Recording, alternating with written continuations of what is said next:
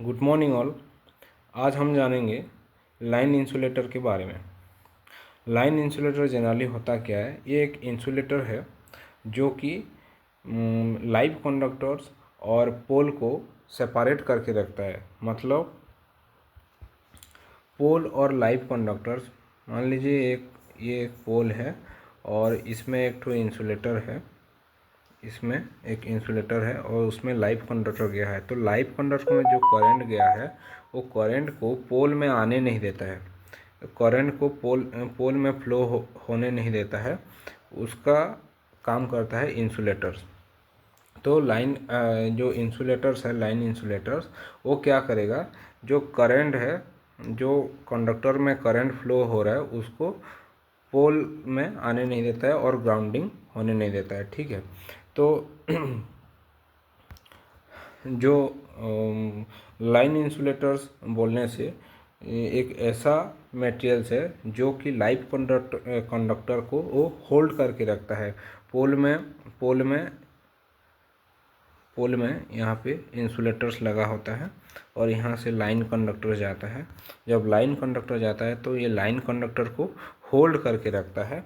और क्या करता है, होल्ड करने के बाद ये प्रिवेंट लीकेज करंट को जो यहाँ से अगर ये इंसुलेटर नहीं रहता तो क्या होता, अगर कंडक्टर हम डायरेक्ट पोल में दे देंगे तो पोल जो है ये एक तो मेटालिक बॉडी होने के कारण इसमें करंट फ्लो होने लगता और करंट फ्लो होके वो पोल में एंटायर पोल में करंट फ्लो होके ग्राउंडिंग होता।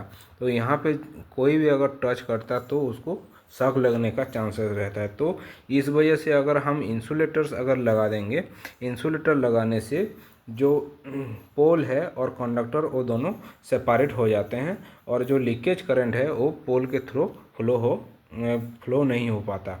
ठीक है। और ये जो है, ये जो इंसुलेटर्स है ये पोर्सिलिन क्ले में बना होता है। पोर्सिलिन क्ले में ये जो इंसुलेटर्स बना होता है और इसका ये थोड़ा ग्लेज टू एवॉइड मॉइस्चर, ये थोड़ा ग्लेजिंग नेचर का रहता है। टू एवॉइड मॉइस्चर को एवॉइड करने के लिए थोड़ा ग्लेज रहता है।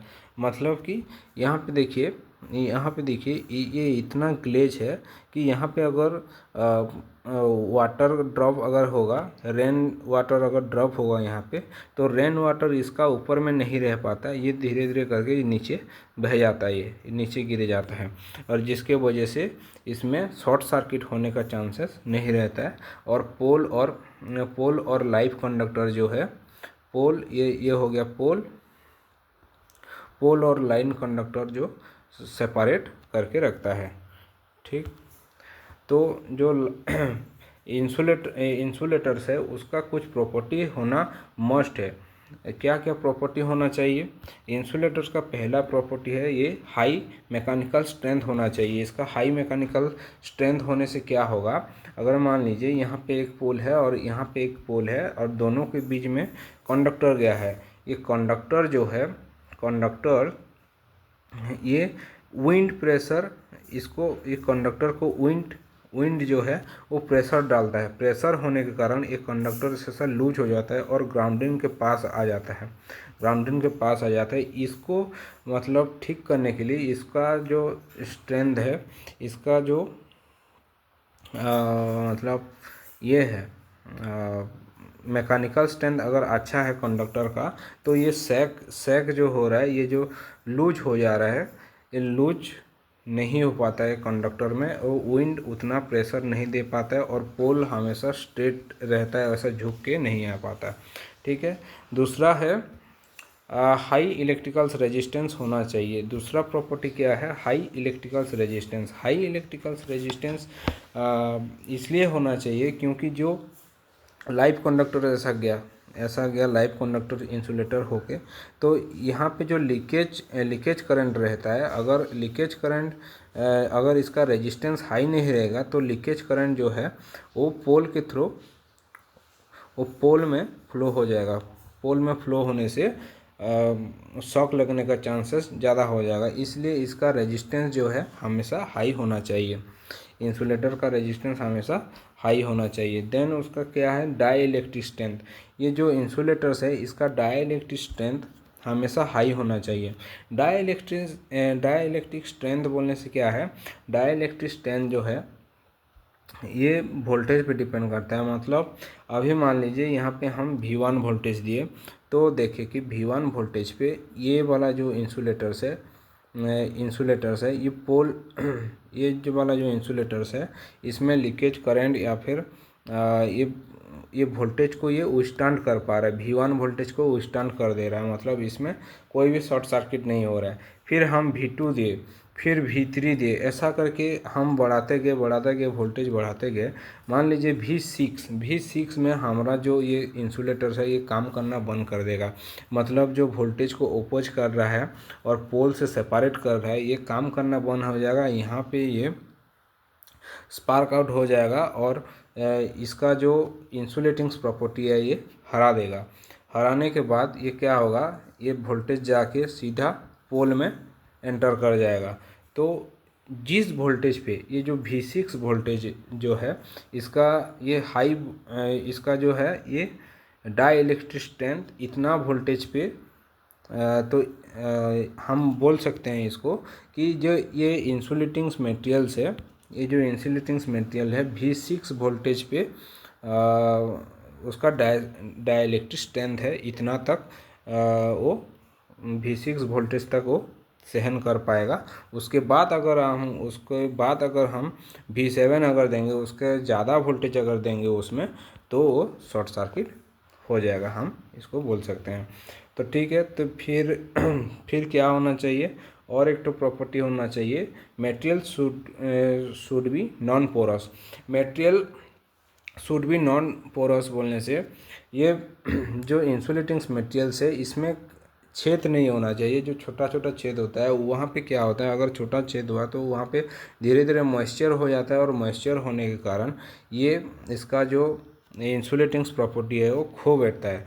ये जो इंसुलेटर्स है इसका इंसुलेटिंग प्रॉपर्टी खो देगा। खोने से क्या होगा, शॉर्ट सर्किट होने के चांसेस ज़्यादा होता है। पोल और कंडक्टर में वो लीकेज प्रोवाइड करता है या फिर स्पार्क होने का चांस ज़्यादा रहता है। इस वजह से उसका जो इंसुलेटिंग प्रॉपर्टी, जो इंसुलेटिंग मटेरियल जो भी है वो नॉन पोरस होना चाहिए। उसमें छेद की कहीं भी रफ सरफेस नहीं होना चाहिए ताकि मॉइस्चर ना रह पाए। उसके बाद high ratio puncture strength. High ratio puncture strength क्या होता है, अगर मान लीजिए ये एक तो रिसाइकल प्रॉपर्टी है। रिसाइकल प्रॉपर्टी मतलब क्या, अगर इसमें स्पार्क करता है, इसमें जब स्पार्क करेगा कोई भी रीजन से अगर स्पार्क किया, तो ये जो मटेरियल्स है ये मटेरियल्स अगर पूरा डैमेज नहीं होना चाहिए, पूरा डैमेज नहीं होना चाहिए, उसको फिर हम जैसे कि रिसाइकल कर पाएँ, फिर से अगर जो स्पार्क जिस कारण से हुआ वो कारण को सॉर्ट आउट करने के बाद वो मटेरियल को जैसे हम इस्तेमाल करेंगे तो उसका जो प्रॉपर्टी है, उसका जो ये है प्रॉपर्टी है पहले जैसा था वैसा बिहेवियर करना चाहिए। तो उसको बोलते हैं कि हाई रेशियो पंचर स्ट्रेंथ, उसका हमेशा हाई होना चाहिए। पंचर स्ट्रेंथ जो है हाई होना चाहिए। ऐसा नहीं कि एक बार स्पार्क किया तो उसको फिर रिप्लेस करना पड़े, वो फिर से दोबारा यूज हो पाना चाहिए। ठीक, देन उसके बाद हम देखेंगे टाइप ऑफ इंसुलेटर्स। इंसुलेटर्स कितने टाइप का होता है। इंसुलेटर्स हम जनरली 7 टाइप का पढ़ेंगे। पहला है जो इंसुलेटर्स है वो पिन टाइप इंसुलेटर्स, फिर सेकेल इंसुलेटर, फिर सस्पेंशन इंसुलेटर्स, फिर strain insulators, post insulators, stay insulators and last disc insulators. तो ये सातों के सातों कैसा काम करता है, वर्किंग क्या है इसका, कहाँ पे हम इसको यूज करते हैं, इसका बारे में देखेंगे। पहला आएगा पिन इंसुलेटर्स। पिन इंसुलेटर्स क्या है, पिन इंसुलेटर्स देखने को इस टाइप का दिखता है, ये पूरा पिन टाइप का जैसे रहता है, और ये जो है वो स्ट्रेट रनिंग पोल में ज़्यादातर यूज होता है। स्ट्रेट रनिंग पोल जो है मतलब ऐसा होगा और यहाँ पे पिन इंसुलेटर्स लगा रहेगा। ये जो पिन इंसुलेटर्स है इसमें लाइव कंडक्टर्स हम सेंड करते हैं एक पोल से दूसरे पोल तक, ठीक है। और ये पिन इंसुलेटर्स कहाँ पे यूज होता है? पिन इंसुलेटर जनरली हमारा लो वोल्टेज और मीडियम वोल्टेज लाइन में हमारा यूज होता है। और ये जो पिन इंसुलेटर है कहाँ पे लगता है? ये मान लीजिए पोल है, तो जो पोल का क्रॉस आर्म रहता है, ये जो क्रॉस आर्म इसमें होल्ड रहता है, ये लास्ट एंड में, ये दोनों एंड में इसमें जो पिन टाइप इंसुलेटर है वो होल्ड रहता है, ठीक है। और इसके पास एक तो ग्रूव होता है जो कि इंसुलेटर का टॉप में रहता है। ये जो ग्रूव है, ये यहाँ पे देखिए एक तो ग्रूव है, ऐसा ऐसा टाइप का है, इस टाइप का ग्रुप है। इसमें क्या है, कंडक्टर को वो होल्ड करके रखता है वहाँ पे। और ये ग्रुप के ऊपर कंडक्टर जाने के बाद जिस मटेरियल का कंडक्टर है उसी मटेरियल्स का वायर से उसको फिर वहाँ पे टाइट किया जाता है, ताकि कंडक्टर अच्छा से स्टेबल रहे और हिले झूले ना, ठीक है। और देन आता है सेकेल इंसुलेटर्स। सेकेल इंसुलेटर्स जो है use for terminating on corner.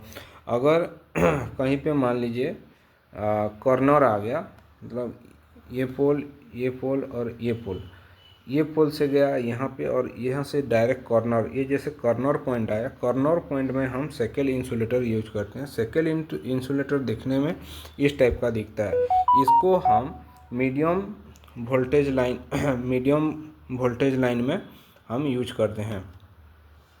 Shekel insulators को मीडियम वोल्टेज लाइन में हम यूज करते हैं, और यूज आइदर हॉरिजेंटल पोजीशन और वर्टिकल। इसको हम हॉरिजेंटल पोजीशन में भी यूज कर सकते हैं और वर्टिकल पोजीशन में भी यूज कर सकते हैं।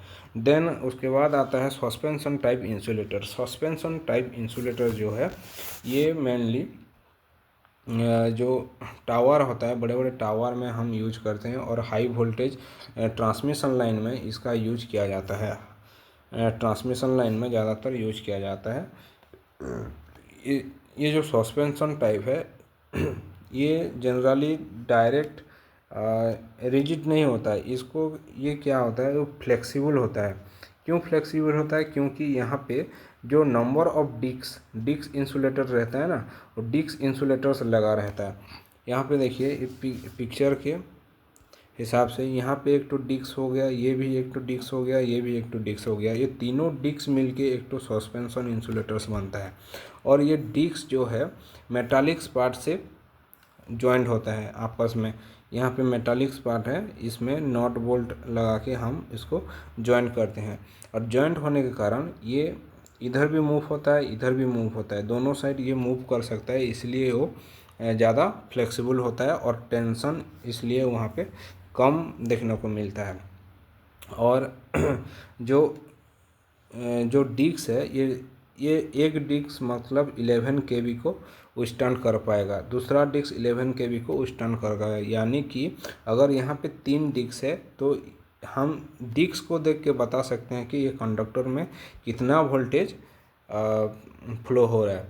तो हम देखेंगे 1 2 3, तो एक डिस्क को अगर 11 हुआ तो 3 डिस्क को हम 33 केवी वोल्टेज इस लाइन पे जा रहा है बोल के हम डिस्क को देख के हम बता सकते हैं। देन उसके बाद चीपर देन पिन इंसुलेटर्स जो है ये 33 वोल्टेज तक हम इसको यूज करते हैं। अगर बियॉन्ड 33 अगर जाएंगे, 33 के पार वोल्टेज अगर जाएंगे, मान लीजिए 66 केवी में जाएंगे, तो अगर पिन इंसुलेटर यूज किए तो पिन इंसुलेटर जो है वो ज़्यादा कॉस्ट पड़ता है उसमें। और ये डिस्क इंसुलेटर और सस्पेंशन टाइप इंसुलेटर जो है ये पिन इंसुलेटर से कम रेट पड़ता है, इसलिए हम ज़्यादातर 33 केवी से एबव अगर लाइन वोल्टेज है तो इसमें हम सस्पेंशन टाइप इंसुलेटर्स को यूज करते हैं। देन आता है damage disc can be reflex. यहाँ पे मान लीजिए यहाँ पे कोई एक तो डिस्क डैमेज हो गया, ये डिस्क अगर डैमेज हुआ तो हम पूरा एंटायर डिस्क को हम रिप्लेस नहीं करते। कोई भी जो डिस्क डैमेज हुआ है उसी को अगर हम रिप्लेस कर देंगे अनदर वन के साथ, तो वो सस्पेंशन टाइप फिर से इंसुलेटर्स फिर से काम करने लगेगा और वो जैसे पहला काम करता था वैसे काम करने लगेगा। तो ये उसका एक तो मेन एडवांटेज हो गया। फिर ग्रेटर फ्लेक्सिबिलिटी, ये जो है बहुत लोचीला होता है, बहुत फ्लेक्सिबल होता है। कोई भी विंड प्रेशर उसको मतलब प्रेशर नहीं डाल सकता, क्योंकि ये फ्लेक्सिबल होता है, ये सब तरफ मूव हो पाता है, मतलब इधर भी जा सकता है, इधर भी जा सकता है। और can increase damage on the transmission line, can increase demand on transmission line, sorry demand on transmission line. ये जो डिस्क है, अभी मान लीजिए 33 kV इसमें जा रहा है और हमको उसी टावर पे हमको 66 kV लेके जाना है। तो हम क्या करेंगे, हम कुछ रिप्लेस नहीं मतलब कुछ चेंजिंग नहीं करना पड़ेगा। जैसे टावर है वही टावर रहेगा। जो मतलब डिस्क है, सिर्फ डिस्क को हम अगर बढ़ा देंगे, अगर 66 तो और 3 ठो लग जाएगा, मतलब टोटल यहाँ पे 6 ठो सस्पेंशन लगेगा, तब हम 66 kV हम इजीली भेज सकते हैं, ट्रांसमिट कर सकते हैं। ठीक है, तो ये एक तो उसका दूसरा मेन एडवांटेज हो गया कि हम डिस्क अगर बढ़ा देंगे तो लाइन वोल्टेज भी इंक्रीज हो जाएगा। देन देखिए स्ट्रेन इंसुलेटर्स जो है use in dead and line. देखिए जो हम यहाँ पे देखे थे सेकेल इंसुलेटर्स जो है वो कॉर्नर में लगा रहता है। सेकेल इंसुलेटर्स वो कॉर्नर में लगता है, लेकिन हम अगर स्ट्रेन इंसुलेटर्स देखें तो ये डेड एंड में ज़्यादातर लगता है और ये जो है हाई वोल्टेज लाइन में काम करता है। लेकिन जो सेकेल इंसुलेटर्स है वो लो वोल्टेज, सेकेल इंसुलेटर जो है वो लो वोल्टेज, लेकिन जो स्ट्रेन इंसुलेटर ये हाई वोल्टेज में काम करता है। ठीक है, और ये देखिए ये है स्ट्रेन इंसुलेटर्स, ये डेड एंड में ऐसा लगा रहता है, ये डिस्क टाइप का दिखता है, इसका इंसुलेटर जो है वो डिस्क टाइप का दिखता है। और मान लीजिए ये ज़्यादातर कोई पोल है कि कोई रिवर आ गया, तो वहाँ पे जो पोल है उस पोल पे हम 2 से 3 ऐसा स्ट्रेन इंसुलेटर्स यूज करके उसके बाद हम कंडक्टर्स को हम जो रिवर को पार करवाते हैं, क्योंकि रिवर जो है लॉन्ग रिवर पार होने के लिए इसका जो स्ट्रेन इंसुलेटर है वो 2 से 3 हम यूज कर सकते हैं उसमें। और जो सस्पेंशन टाइप इंसुलेटर्स होता है, सस्पेंशन टाइप जो है वो तो वर्टिकली होता है, ऐसा वर्टिकली लगा रहता है सस्पेंशन इंसुलेटर, लेकिन जो स्ट्रेन है वो हॉरिजॉन्टली लगा रहता है। हम उसको सस्पेंशन टाइप इंसुलेटर्स भी बोल सकते हैं, लेकिन ये हॉरिजॉन्टली यूज होता है और सस्पेंशन जो है ये वर्टिकली यूज होता है। और उसके बाद देखेंगे use in vertical plane only. ये जो है सॉरी यहाँ पे हॉरिजॉन्टल प्लेन होगा, यहाँ पे वर्टिकल हो गया। Use in horizontal plane only, ऐसा हम हॉरिजॉन्टली यूज करते हैं स्ट्रेन इंसुलेटर्स को। ठीक है, देन उसके बाद आएगा पोस्ट इंसुलेटर्स क्या है? पोस्ट इंसुलेटर आप देखे होंगे इस तरह से दिखता है। ये जनरली कहाँ पे दिखेगा आपको? ट्रांसफार्मर में दिखेगा, सर्किट ब्रेकर में दिखेगा, जो गैंग ऑपरेटेड एयर ब्रेक रहता है वहाँ पे आपको देखने को मिलेगा। जब बुशिंग होता है, ट्रांसफार्मर का जो बुशिंग होता है वो भी एक तो पोस्ट इंसुलेटर्स कहलाता है। पोस्ट इंसुलेटर्स का मेन जो काम क्या होता है, पोस्ट इंसुलेटर दिखने को ऐसा होता है और इसका अंदर से हम लाइन को कनेक्ट कर सकते हैं। मतलब जो एक्सटर्नल्स लाइन आया यहाँ पे हम फिट करेंगे और इसका अंदर से कंडक्टर जाएगा ट्रांसफार्मर के अंदर। ये मान लीजिए आपका ट्रांसफार्मर है, और यहाँ पे वाइंडिंग लगा हुआ है, तो ये जो पोस्ट इंसुलेटर है इसका अंदर से होके लाइन हमारा फ्लो करेगा। और यहाँ पे आपका कॉपर का मटेरियल्स का रॉड लगा है, कॉपर मटेरियल्स का रॉड लगा रहता है इसमें। और ये जो है इंटरनली करंट को फ्लो करवाता है, इंटरनली करंट को फ्लो करवाता है। उसी केस में आपका सर्किट ब्रेकर जो होता है, सर्किट ब्रेकर का जो बुशिंग होता है, ये हो गया सर्किट ब्रेकर। सर्किट ब्रेकर का जो बुशिंग पॉइंट होता है वहाँ पे भी आपका ये पोस्ट इंसुलेटर्स लगा रहता है। और ये जनरली जो है 11 kV, 22 kV और 33 kV रेंज तक पोस्ट इंसुलेटर देखने को मिलता है। उससे आगे भी और बड़ा बड़ा इसका जो साइज है, ये बड़ा बड़ा साइज देखने को मिलेगा।